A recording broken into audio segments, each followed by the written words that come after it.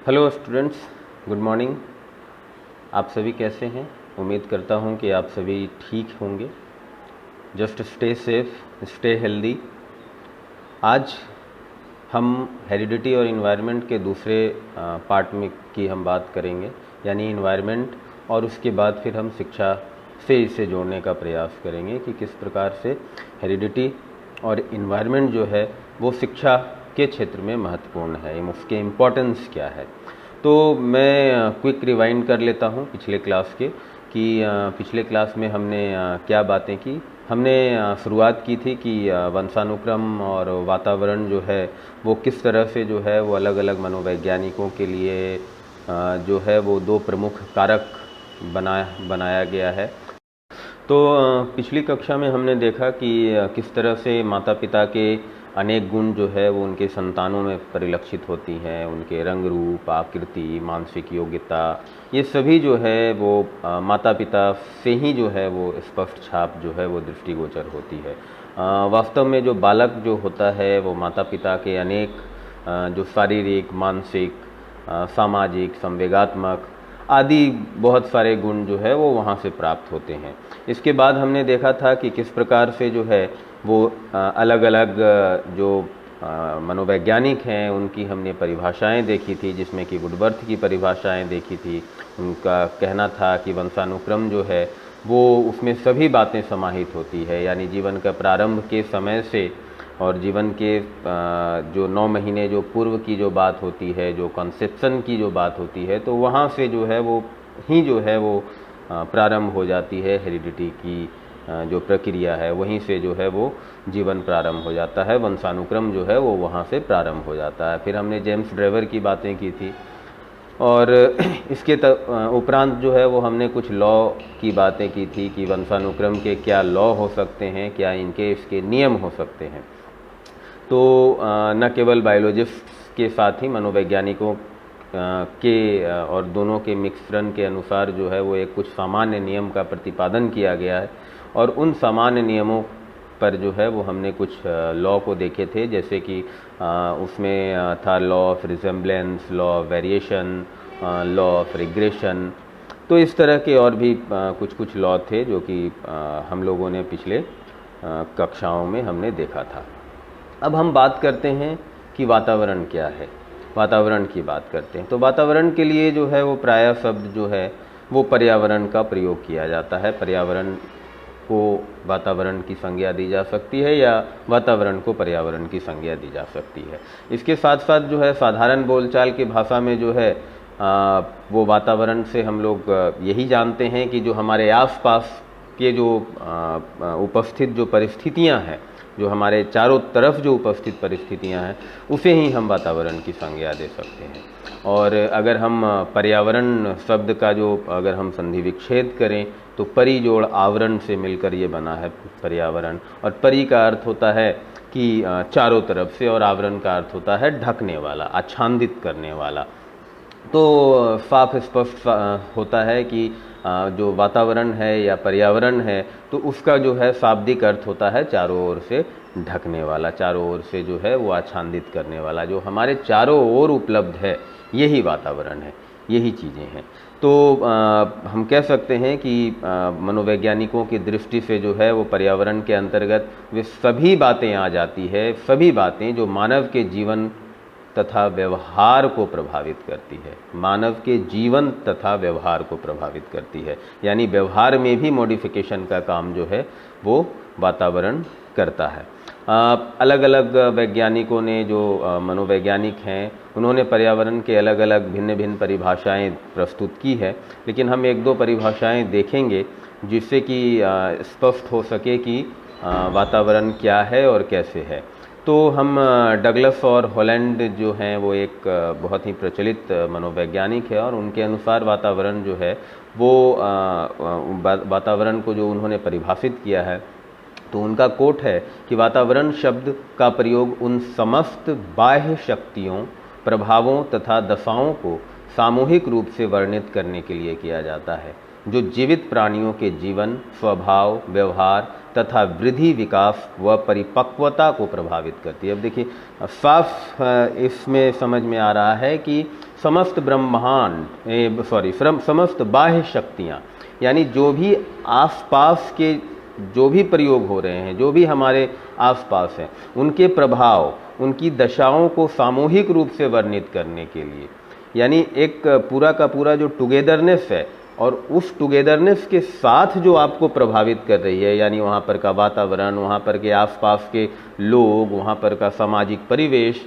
जो अब आपके व्यवहार में परिवर्तन कर रहे हैं या फिर आपको इस तरह का मॉडिफिकेशन हो रहा है आपका, तो वो जो प्राणियों में जो जीवन के साथ साथ उनके स्वभाव में, व्यवहार में, वृद्धि में, विकास में, परिपक्वता में, ये सभी में जो उन्नति हो रही है या जो प्रभावित कर रही है आपके जीवन को, इसे ही हम वातावरण की संज्ञा देते हैं according to Douglas and Holland.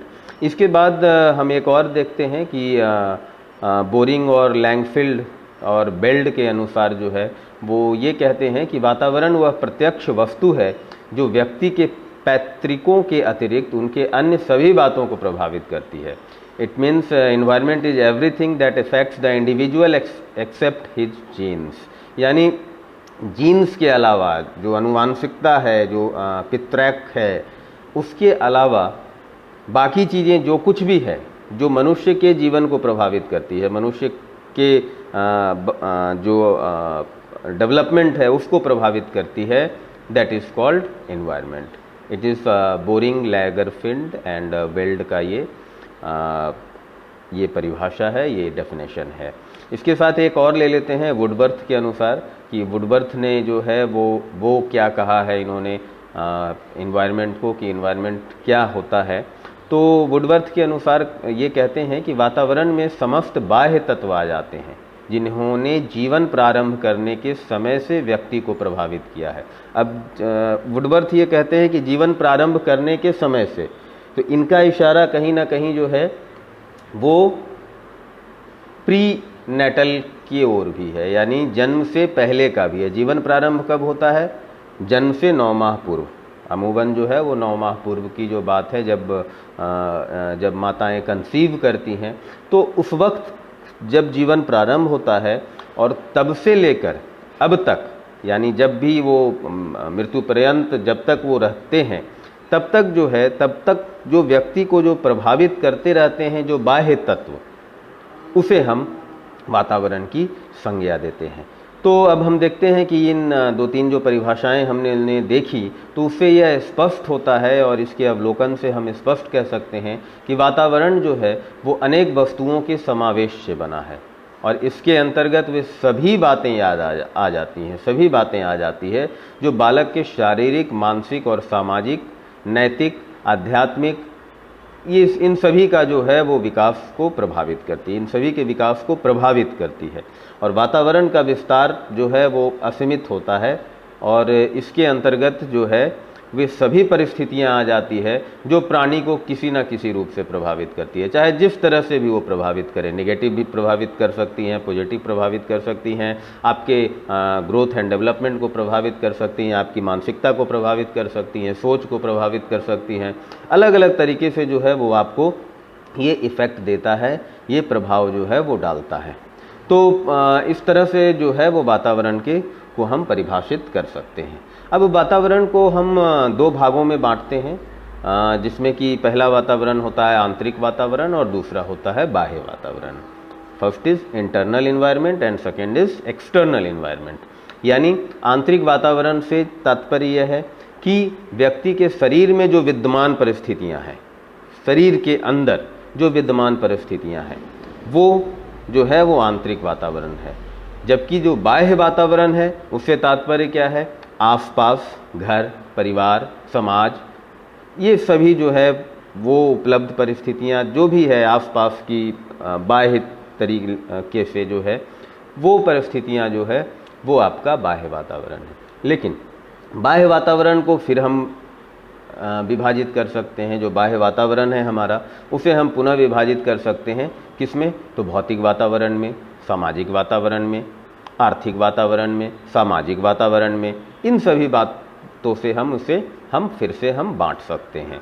और कुछ विद्वान जो हैं वो वातावरण को तो दो भागों में, जैसे वुडवर्थ का हमने अभी अभी डेफिनेशन दिया, तो इनका कहना है, इस तरह के और भी विद्वान हैं, तो ये वातावरण को दो भागों में बांटते हैं, आंतरिक और बाह्य के साथ साथ, जो बटा तो है ही है, इसके साथ साथ ये प्री नेटल और पोस्ट नेटल वातावरण में बांटते हैं कि जन्म पूर्व का जो वातावरण है वो और जन्म के पश्चात के जो वातावरण है वो, इनमें ये विभक्त करते हैं। यानी जन्म से जो पूर्व का जो वातावरण है उसका तात्पर्य यह है कि जब वो माता के गर्भाशय में की जो परिस्थितियां हैं, जब वो भ्रूण अवस्था में जब वो वहाँ पर जीवन का प्रारंभ करता है, जब बालक जब चाइल्ड जब वहाँ पर जीवन का प्रारंभ करता है, तब से और उसके बाद जो वहाँ पर जो भी उदर में जो भी परिस्थितियाँ डेवलप होती है, जैसा भी वहाँ पर उसको माहौल मिलता है, तो उस वातावरण को जो है वो प्री नेटल इन्वायरमेंट कहा जाता है।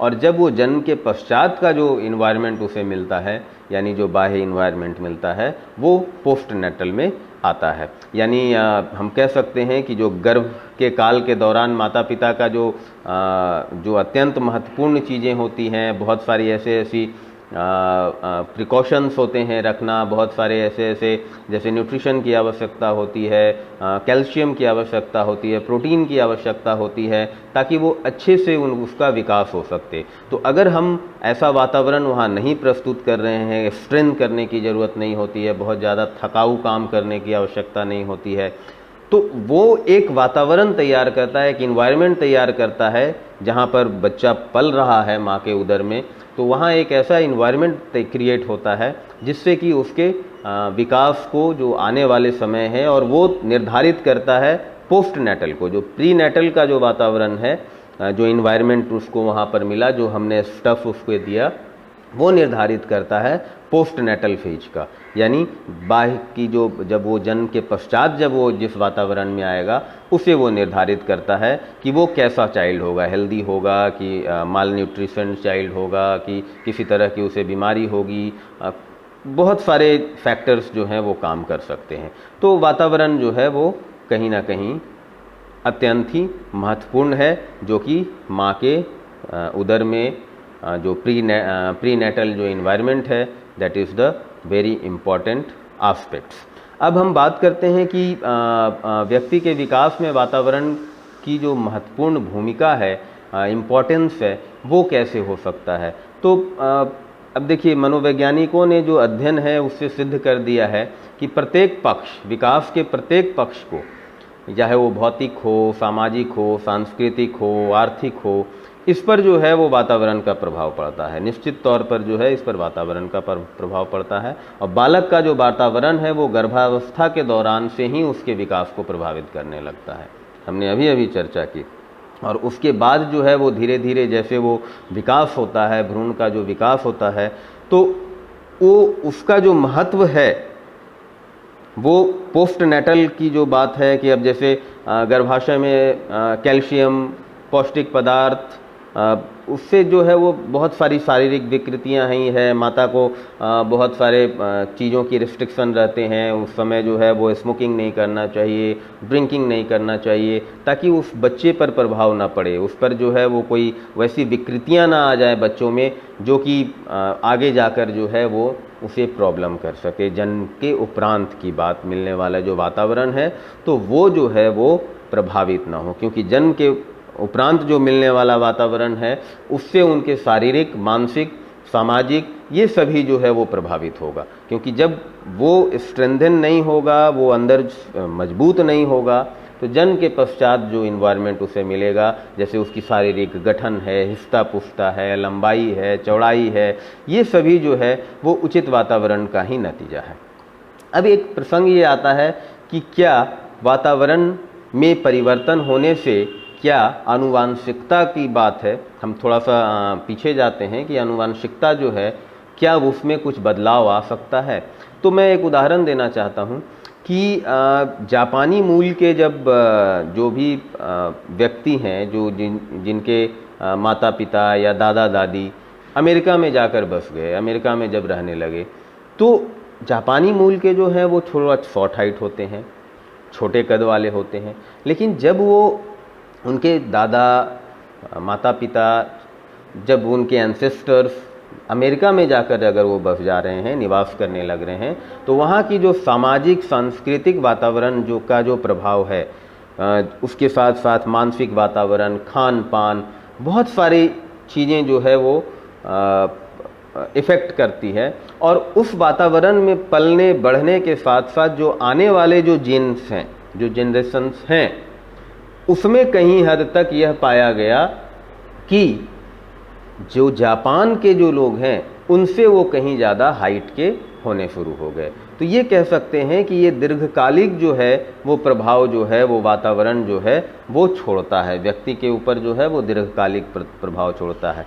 जहाँ पर उनका एक जिन है कि शॉर्ट हाइट होना है, उस तरह से जो डेवलपमेंट जो होनी चाहिए बॉडी की, जो लंबाई होनी चाहिए, वो नहीं हो पाता है जापान के जो इन्वायरमेंट है उसके कारण। लेकिन वहीं के माता पिता, वहीं के जो एंसेस्टर्स हैं, जब वो अमेरिका में आकर बस गए, अमेरिकी मूल में आ गए, तो उनकी हाइट जो है वो लंबी होती चली गई और थोड़ा सा वो स्ट्रेंथन होते चली गई। उनके जो बनावट है, बॉडी के जो बनावट है, वो धीरे धीरे अलग होते चले गए। तो हम बात करते हैं कि जो इंट्रैक्शन है जो हेरिडिटी और इन्वायरमेंट के बीच, वो कैसे चलता है। क्योंकि हमने हेरिडिटी को देखा, उसके बाद हमने इन्वायरमेंट को देखा कि किस तरह से जो है वो हेरिडिटी जो है it is also important for growth and development, और environment is also important for growth and development. वो दोनों जो है वो एक साथ चलने वाली क्रिया है। तो हम अगर दोनों की इंट्रैक्शन की बात हम करते हैं, तो हम दोनों को पढ़ने के बाद या देखने के बाद, समझने के बाद इतना तो ज़रूर समझ में आ गया कि हालांकि ये मनोवैज्ञानिकों में या बायोलॉजिस्ट्स में विवाद का विषय है कि कौन सा ज़्यादा और किस सीमा तक बालक को या व्यक्ति को प्रभावित करती है। लेकिन वास्तव में वंशानुक्रम और वातावरण दोनों एक दूसरे के पूरक हैं। ये दोनों मिलकर ही व्यक्ति के विकास के मार्ग को प्रशस्त करते हैं। दोनों मिलकर ही जो है वो एक साथ जो है वो आगे बढ़ाने का कार्य करते हैं। जो व्यक्ति कुछ भी सोचता है, करता है, अनुभव करता है, ये सभी जो है वो वंशानुक्रम और वातावरण दोनों का जो है वो प्रभाव है। यानी ये दोनों के जो परस्पर अंतःक्रिया हैं, यानी वातावरण के और हेरिडिटी के, वंशानुक्रम के, ये दोनों के जो अंतःक्रिया है उसी का परिणाम ये होता है कि व्यक्ति का विकास, व्यक्ति की सोच, व्यक्ति की सामाजिकता, व्यक्ति की नैतिकता, ये सभी जो है ये दोनों की अंतःक्रिया है। ये दोनों को देखने के बाद इतना तो हम लोगों को समझ में आ गया। और वंशानुक्रम जो है वो विकसित होने के लिए क्षमताएं प्रदान करता है। हम कह सकते हैं कि वो जो है वो एक विकास के लिए एक क्षमता का काम करता है, और वातावरण जो है वो अवसर प्रदान करता है, उन्हीं क्षमताओं को विकसित करने का अवसर प्रदान करता है। आपको याद होगा कि मैंने पिछले वीडियो में मैंने एक उदाहरण दिया था कि एक उत्तम बीज के लिए उत्तम मिट्टी, वहाँ का वातावरण, धूप, जल, ये सभी चीज़ों का होना अनिवार्य है। सिर्फ बीज हो जाने से ये आप निर्धारित नहीं कर सकते कि एक बहुत ही बेहतरीन वृक्ष का निर्माण होगा और वो फलदार वृक्ष होंगे या छायादार वृक्ष होंगे, जो भी वृक्ष होंगे तो वो बहुत ही बेहतरीन होगा, हेल्दी होगा। सिर्फ बीज से ये निर्धारित नहीं किया जा सकता। दोनों का आपस में अंतःक्रिया होनी आवश्यक है। इसके साथ साथ हम यह भी कह सकते हैं कि जब व्यक्ति के जो निर्माण है न केवल वंशानुक्रम और वातावरण पर, बल्कि उसकी सामाजिक विरासत के रूप में एक एकीकरण है। ये क्रो एंड क्रो का कथन है कि person is neither born nor to be made, what he is rather he is the product of the integration of biological inheritance and social heritage. यानी कहने का तात्पर्य यह है कि व्यक्ति का निर्माण न केवल वंशानुक्रम से तथा न केवल वातावरण से होता है, वरन यह जैविक दाय तथा सामाजिक विरासत के एकीकरण का परिणाम होता है। यानी दोनों के जो इंट्रैक्शन है या दोनों के जो एकीकृत करने की जो प्रक्रिया है, इससे जो है वो व्यक्ति का वातावरण बनता है या पूरे व्यक्ति के व्यक्तित्व का निर्माण होता है, ना ही कि केवल एक से कि हेरिडिटी है या फिर एनवायरनमेंट है। कोई एक जो है वो प्रभावित नहीं करता, दोनों जो है वो साथ साथ चलते हैं। मिलने के बाद जो प्रारंभिक वातावरण मिलता है और उसके साथ साथ उनकी उस तरह से जो है वो सार्थक भूमिका होती है व्यक्ति के निर्माण में।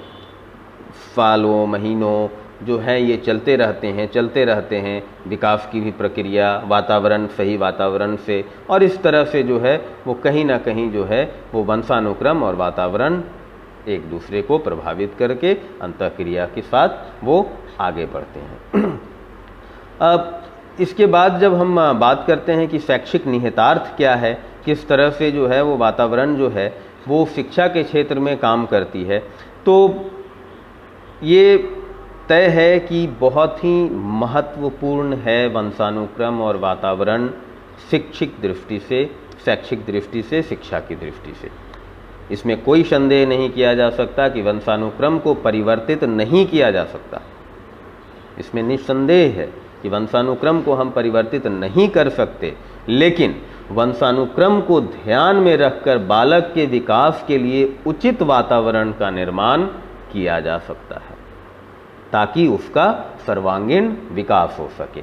अब जब हम आधुनिक शिक्षा में बालक की शिक्षा को जब हम केंद्र बिंदु मानते हैं, तो वहाँ पर विकास को प्रभावित करने वाले ये दोनों कारकों का, विकास को प्रभावित करने वाले इन दोनों कारकों का अध्ययन बहुत ही महत्वपूर्ण माना जाता है।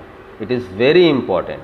यानी अभिभावक हों, अध्यापक हों, प्रशासकगण हों, ये सभी जो है वो मानव विकास में वंशानुक्रम और वातावरण की भूमिका और उनकी अंतःक्रिया से अवगत होकर बालकों के शैक्षिक विकास के लिए जो एक अनुकूलतम जो प्रयास है वो कर सकते हैं, एक जो बेटर इन्वायरमेंट है वो बना सकते हैं। यानी हेरिडिटी को देखकर और इन्वायरमेंट को देखकर एक बेटर क्रिएट कर सकते हैं, और ताकि एक बेटर इन्वायरमेंट क्रिएट कर सकते हैं ताकि उनका शैक्षिक दृष्टि से संपूर्ण विकास हो सके, समुचित विकास हो सके।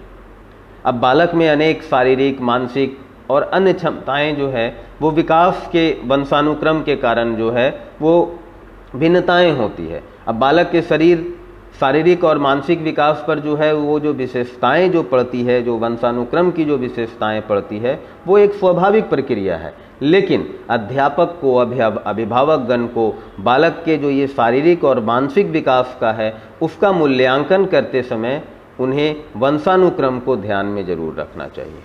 और वंशानुक्रम के कारण कभी कभी क्या होता है कि प्रतिभाशाली माता पिता के बच्चे जो हैं वो मंदबुद्धि के हो जाते हैं।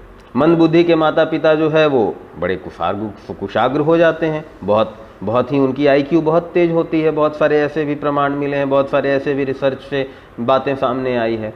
अब ऐसे बच्चों के साथ उचित और स्नेहपूर्ण व्यवहार अगर हम नहीं करेंगे तो कहीं ना कहीं उनके विकास में बाधाएं आएगी।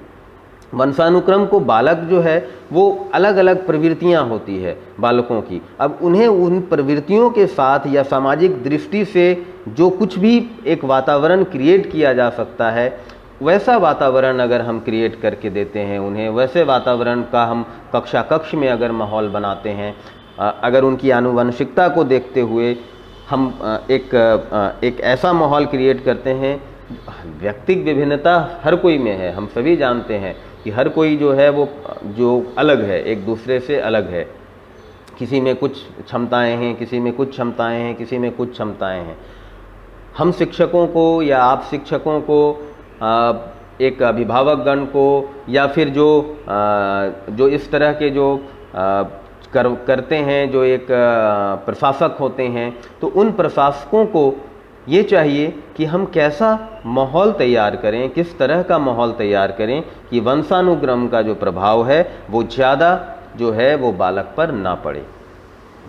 और ऐसा देखने को मिलता है कि एक बैड हेरिडिटी का जो बालक होता है, या फिर बहुत ही उसके माता पिता जो हैं वो अपराधी किस्म के होते हैं, या इस तरह का माहौल उनको मिलता है में रहते हैं, और उनके बालक जो हैं वो अच्छा कर जाते हैं। उनकी IQ तेज होती है, बहुत ही ज़्यादा वो आगे बढ़ने की चेष्टा करते हैं, स्किलफुल होते हैं, और उनको ऐसा वातावरण देकर बनाया जा सकता है।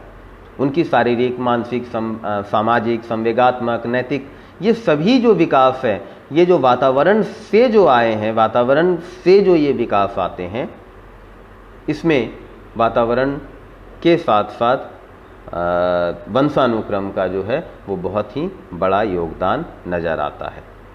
घर, परिवार, समाज, विद्यालय, ये सभी जो है वो इनके साथ साथ जो है वो अनुकूलन करते हैं, एक साथ जो है वो चलते हैं, एक साथ जो है वो प्रतिक्रियाएं करते हैं, और उस साथ से में जो प्रोडक्ट के रूप में जो होता है वो एक अच्छा, एक बढ़िया, एक जो विकासात्मक सोच के साथ, एक अच्छे संवेगात्मकता के साथ, एक अच्छे नैतिकता के साथ उसका विकास जो है वो होना संभव है। तो हम स्पष्ट रूप से अब यह कह सकते हैं कि वंशानुक्रम तथा वातावरण जो है वो विकास की दृष्टि से अत्यंत महत्वपूर्ण है, और शैक्षिक कार्यक्रमों का निर्माण व संचालन के लिए बालक के वंशानुक्रम तथा वातावरण को ध्यान में रखकर ही किया जाना चाहिए। यानी कोई भी अगर शैक्षिक कार्यक्रमों का निर्माण हो रहा है, सिलेबस का निर्माण हो रहा है, करिकुलम का निर्माण हो रहा है, या हम कक्षा कक्ष गतिविधियों की बात कर रहे हैं, हम कोई स्ट्रेटेजी बना रहे हैं, तो इसमें जो है वो वंशानुक्रम और वातावरण को जरूर ध्यान में रखना चाहिए कि कैसे कैसे परिवेश से लोग आएंगे, कैसे कैसे हेरिडिटी के लोग आएंगे, जो कि हमें एक ऐसा माहौल क्रिएट करना होगा ताकि वो विकास के साथ आगे बढ़ सकें और शैक्षिक उद्देश्यों की प्राप्ति कर सकें। इस के साथ ही जो है वो हम आज का सेशन यहाँ पर समाप्त करते हैं। अगले सेशन में हम कुछ एक नए टॉपिक के साथ हाजिर होंगे। तब तक के लिए stay safe, stay healthy, don't be panic. कोई भी पैनिक होने की ज़रूरत नहीं है। अभी लॉकडाउन का जो फेज था वो अभी ख़त्म हुआ है, और आपको और भी ज़्यादा सावधानी और सुरक्षा की आवश्यकता है। तो फॉलो द गवर्नमेंट गाइडलाइंस को फॉलो कीजिए, मेडिकल गाइडलाइंस को फॉलो कीजिए, बेवजह का बाहर मत निकलिए, नहीं घूमिए इधर उधर। आगे आने वाले समय कैसा होगा, हो सकता है हमें इस वायरस के साथ ही जीना सीखना होगा कि कैसे हम स्वयं को इस वायरस के साथ ही हम बचा सकते हैं। तो आगे आने वाले समय में आप स्वयं को उस तरह से जो है वो इस वातावरण में आप ढालने का प्रयास कीजिए, क्योंकि ये एक इन्वायरमेंट क्रिएट हो रहा है, ये एक वातावरण क्रिएट हो रहा है कि हमें और आपको या किसी भी व्यक्ति को, जो भी एक मनुष्य है या जो जीवित प्राणी है, उसे इस वायरस के साथ शायद जीना सीखना पड़े। जैसे हम और भी चीज़ों के साथ जीते आ रहे हैं, हमें एक और कदम आगे बढ़ाते हुए जीना सीखना होगा। डेली के क्रियाकलापों को करना होगा। स्कूल कॉलेजेस आने वाले दिनों में खुल जाएंगे, करने होंगे, मार्केट्स खुलेंगे, हॉस्पिटल्स खुलेंगे, पोस्ट ऑफिस खुलेंगे, रेलवेज़ में और विस्तार होगा, वृद्धि होगी, और ज़्यादा वो खुलते चले जाएंगे। तो ऐसे समय में हमें यात्रा करनी पड़ेगी, तो हमें स्वयं को बचाना सीखना पड़ेगा, खुद को बचाना है। तो आप कैसे सुरक्षित रहेंगे, ये स्वयं आप निर्धारित करें। धन्यवाद।